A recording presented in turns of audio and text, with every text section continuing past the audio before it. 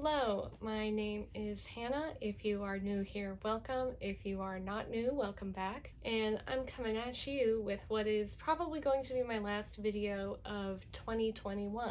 I am also sick again. Somehow not having a cold for like almost 2 years and then having two really bad head colds in the space of like 2 months. It's kind of taking the wind out of my sails, I'm not gonna lie. So between this and the holidays and then the beginning of January, I'm going on vacation. If the world still exists at the beginning of January, I probably won't have any other videos after this one this year. Today I'm gonna talk through what some of my reading goals are for 2022. I'm also trying out a new filming setup. It's slightly different with my light because how I have been filming, I feel like there's just like a patch of shadow over my face at all times, so we're trying something a little different. We'll see how it goes. So yeah, this is going to be a casual sit and chat. I'm going to talk about some of my reading goals, some specific types of books I want to read, my goals around book buying, and things like that. So this was also initially going to be like my 2021 reading stats, but I'm not done reading for the year. As I'm filming this is the 19th. I'm probably gonna knock out 2 more books before the end of the year, maybe. TBD. Without too much more chatting, I'm just gonna get started. Just right off the bat, I'm setting my reading goal for 2022 at 72 books. Last year, or this year I guess, I set it at 60, which was averaging 5 books a month, which I met or exceeded almost every month. So this 72 is just putting it at 6 books a month. That kind of feels like a lot. I think I'm at 72 right now and it's getting kind of to the end of the year. But I did do like about 100 a year for 2 or 3 years. So I know it can be done. I'm just hoping to get back in the swing maybe a little more. But also I am someone, I feel no qualms about if it's midway through the year and my reading goal is just not matching my reality, I will change my goal.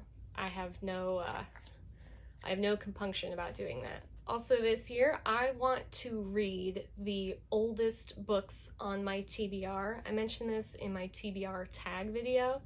There is 4 titles that have been on my TBR since I was in high school. And if I carry them all the way through the end of 2022 into 2023, they will have been on my TBR for 10 years, which is just absurd to me. So again, this is the closest I'll probably get to like a solid TBR, but I have a year that I'm giving myself to finish these 4 books, so I have high hopes. And they are my really gross copy of 1984 by George Orwell, Egghead or You Can't Survive on Ideas Alone by Bo Burnham, Brideshead Revisited by Evelyn Waugh, and my shiny shrink wrap copy of Leaves of Grass by Walt Whitman. So these 4 are going to be priorities in 2022. Also, next year, I do want to actually make good on my Steinbeck read through that I mentioned wanting to do like months ago. I'd like to read at least 3 or 4 of John Steinbeck's books next year.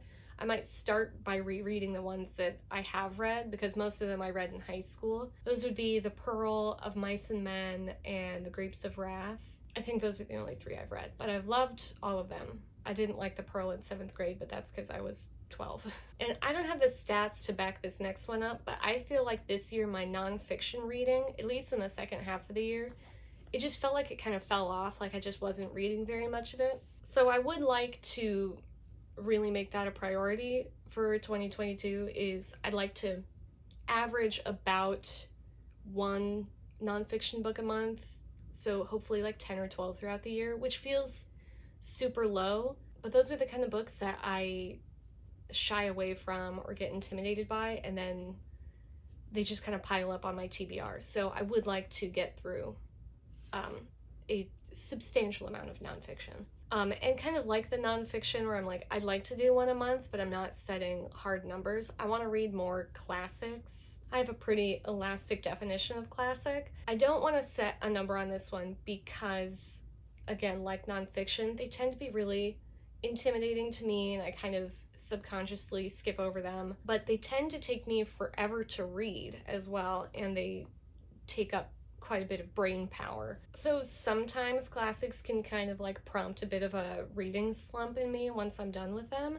If I'm already kind of pushing it on my reading goal, I don't want to like strain myself and bog myself down with classics. But that, we'll see about that. That Steinbeck read through might be the most I can manage. Also, I like that I'm sick, so I should be drinking like water or tea or juice, but I'm drinking pop. That's like the worst possible thing for me. I think whiskey would literally be better for me. I don't think I have COVID. God, I really hope I don't. Another goal that's not terribly realistic, but I would like, is to get through some more big books that are on my TBR. Just like classics, they can prompt reading slumps. They tend to take a lot of time, and I do skip over them a lot when I see them on my TBR. And then they just kind of accumulate, and then that's like a significant portion of my older TBR books are just big thickies. 2 years ago, my only real reading goal was, there were 3 things I wanted to read more of. Big books, which I define big as like 500 plus pages, not including YA. Big books, classics, and Irish books, because at the beginning of 2 years ago, I thought I was still going to be living in Ireland. Now I'm in Iowa. COVID happened. So there were those 3 things I wanted to read more of, and every month I tried to do 2 of those 3. I don't think I really stuck to it, but it was always there at the back of my mind. That was like, when I had the liberty to just pick my next book, I tried to steer towards one of those 3. This next one is something that just seems like a given for some people, but I literally just like don't do it. And that's to read more books by authors that I've read before and liked.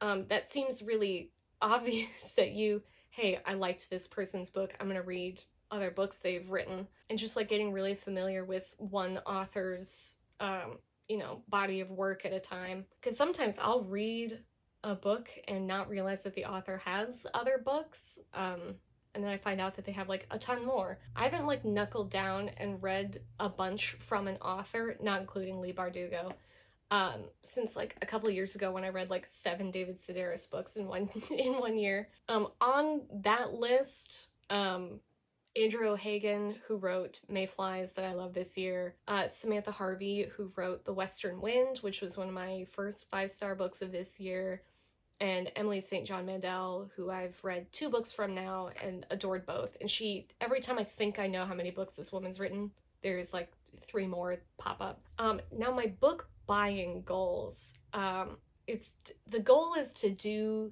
less. I would love to read through some of my TBR pile, really just kind of get that under control without adding too much to it. I won't say I'm going to do like a year-long book buying ban or anything like that, because I could say that, but that's not going to happen. I'm definitely going to buy books, but I do want to limit it more.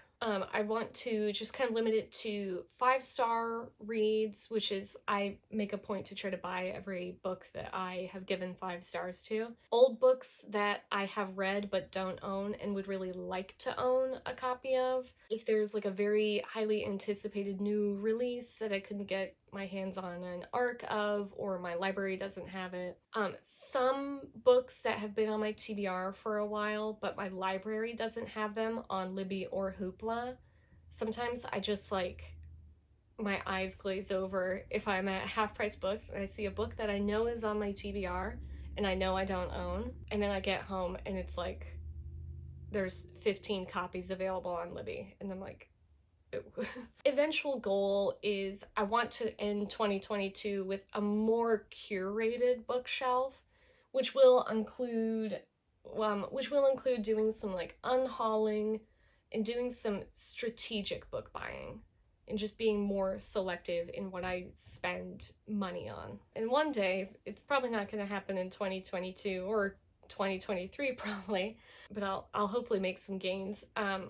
I'd like it to be so that I finish a book and I put it on my shelf, and then I am free to go and pick up the next book I want to read at the bookstore without, having a pile that feels like like clutter that feels like an obligation that I don't want.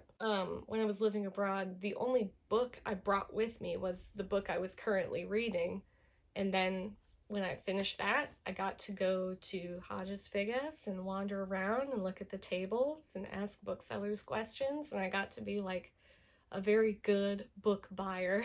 And when I finished that book, got to put it on the shelf, got to put it on the stack, and then go buy a new book. And that was like a real treat, was not having like, you know, dozens of books just sitting there taking up space and taking up psychic space as well. Those are all the reading goals I can think of right now. More may pop up midway through the year and I'll go, I want to read science books or something. I don't know.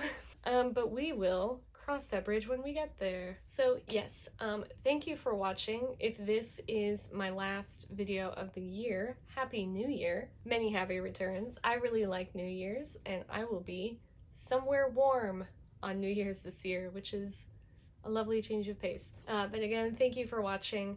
Have a happy New Year, and I will see you in the next one. Bye!